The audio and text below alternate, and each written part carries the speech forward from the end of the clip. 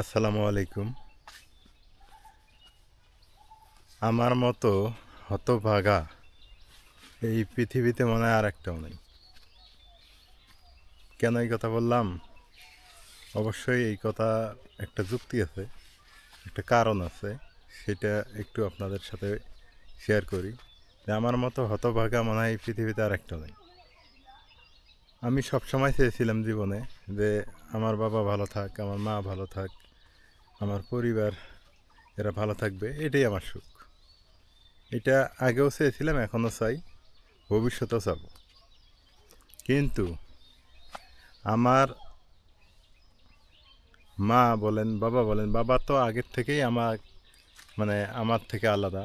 সেই ছোটোবেলার থেকেই বাবার আদর কী জিনিস, বাবার শাসন কী জিনিস, বাবা কী জিনিস সেটা তো বুঝি নেই। সেটা বোঝার ক্ষমতা আমার হয়নি বা আল্লাহ তালা আমাকে দেয়নি। এবার আসেন মায়ের কথা বলি। আমি সেই টিউশনি যখন থেকে করাই তখন থেকেই আমার মাকে আমি কোনো দিনও কষ্ট করতে দিই, চেষ্টা করছি যে তাকে কোনো কষ্ট দিব না। তাকে খাওয়া বলেন, পড়া বলেন, সব কিছুই বলেন, আমি টিউশনি করে হলেও তাকে চালানোর ব্যবস্থা করছি। ক্লাস 5 পাস করার পর থেকেই তো কর্ম শুরু করছি, এটা হয়তো আপনারা অনেকেই জানেন। এখন আজকে যে বিষয়টা সেটা একটু বলি, খুলে বলি কেন আমি এত হতভাগা। আপনারা জানেন যে আমি একটা জায়গা জমি কিনছি, এটা আপনারা জানেন অনেকেই, বাড়ি করার জন্যে। তো বাড়ি এখন করি আর ভবিষ্যতে করি সেটা পরের কথা। তা মাকে বললাম, মা আমি তো জায়গা জমি কিনছি, পরিবারের পরামর্শ থাকে না। রাতের বেলা কালকে পরামর্শ করতে গেলাম যে মা আমি তো জায়গা জমি কিনছি, এ তো তুমিও জানো আমিও জানি সবাই জানি, তো কোনো একদিন তো আমার বাড়ি করাই লাগবে।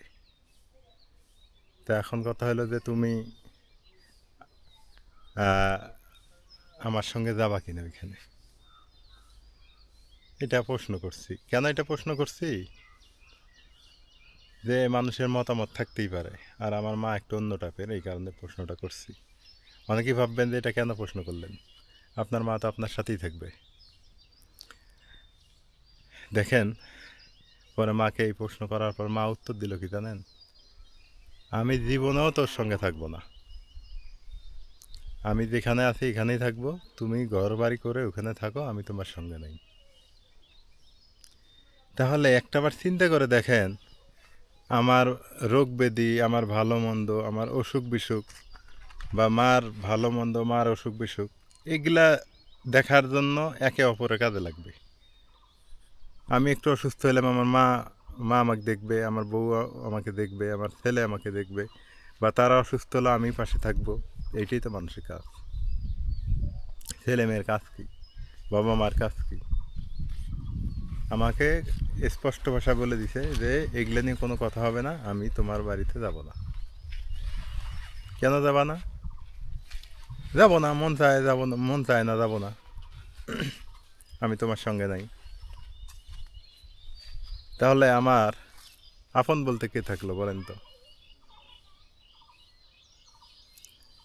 এবার মাও যদি ওইখানে না যায়, বাবা তো নাই। সে একটা এক্সাম্পল, নাজমিনের কথা বলি। নাজমিন আমার অ্যাজ এ ওয়াইফ, তা আমার ওয়াইফ আর আমি এই দুইজনে ওখানে থাকবো। তাহলে আমি কতটা নিঃসঙ্গ চিন্তা করে দেখছেন? টাকা পয়সা ধন দৌলত দিলেই কিন্তু মনে সুখ আসে না। এখন আমার কাছে মনে হইতেছে যে ওই জায়গাটা কেন আমার জন্য ব্যথা হয়ে গেল। কেন ব্যথা হইলো?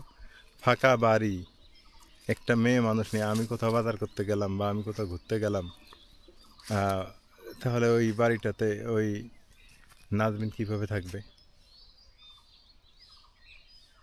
কার উপরে ভরসা করি?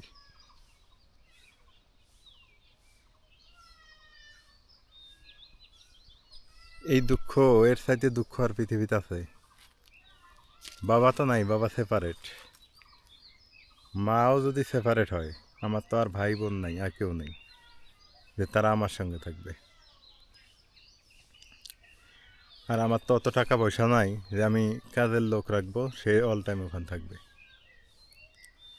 তো মাঝে মাঝে না দুঃখ, দুঃখ, অনেকে বলে দুঃখ করা লাগে না, কিন্তু দুঃখ চলে আসে, কষ্ট চলে আসে অটোমেটিক। তাই শুয়ে শুয়ে কানলাম, যে সত্যি করে শুয়ে শুয়ে বিছানায় মানে কান্না করলাম, যে আসলে আমার জীবনটা এমন হইলো কেন, আমি কি অপরাধ করছি তাদের কাছে।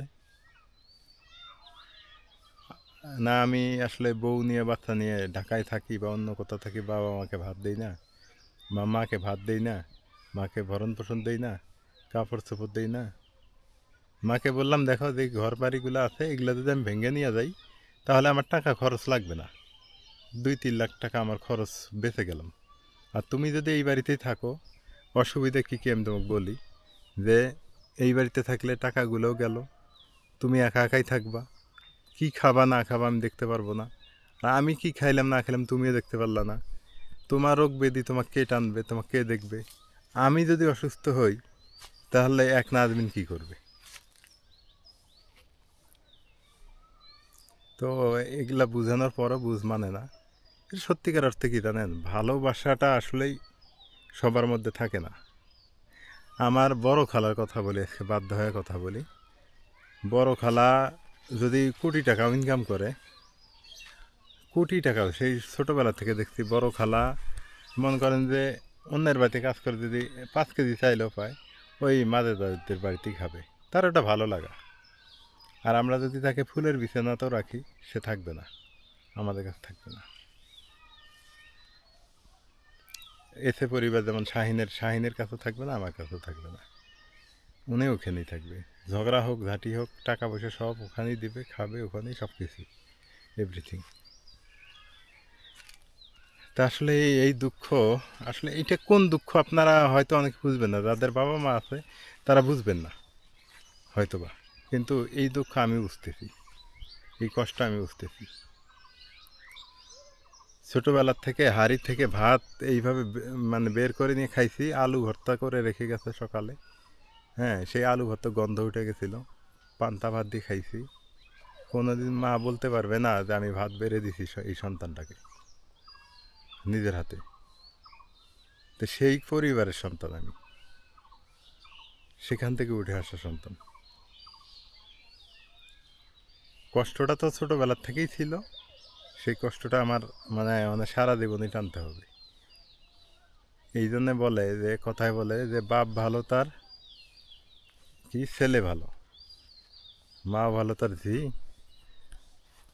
গাভী ভালো তার দুধ ভালো, এইরকম একটা কথা আছে। তো আমার ক্ষেত্রে তাই উল্টো হয়ে গেল। আমি চাই মা আমার কাছে পাশে থাক, আমার খাক, আমার কাছে আমার পরিবারটাকে আগলায় রাখুক, আমি এটা চাই আমার মা আমার কাছে থাকুক। কিন্তু আমার মা আমাকে চায় না, মন থেকে চায় না। এখান থেকে কিন্তু ডিপ্রেশন হয় মানুষ, কিন্তু এখান থেকেই একটা মানে দুর্ঘটনা বা অন্য কোনো কারণ সিদ্ধান্ত নিয়ে নেয় যে আমি কার জন্য বাঁচবো, আমি কী জন্য বাঁচবো, এটা অনেকে কিন্তু সিদ্ধান্ত নিয়েই ফেলে মাঝে মধ্যে। আসলেই পরিবার যদি শিক্ষিত না হয়, বাবা মা যদি ভালো না হয়, সন্তান যতই চেষ্টা করুক, ও সন্তান টাকা ইনকাম করতে পারবে কিন্তু মনের শান্তি পাবে না, মনের যে একটা আলাদা শান্তি, সেটা কিন্তু পাবে না। কেন জানি ইদানিং আমার কাছে খুব কষ্ট লাগলো এই কথাগুলো শুনে, মানে আমার মায়ের এই কথা শুনে আমার কাছে এতটা কষ্ট লাগছে, যে তার বোন আছে এখানে, তার ভাই আছে, তার চলবে, আমি এটাই বুঝলাম।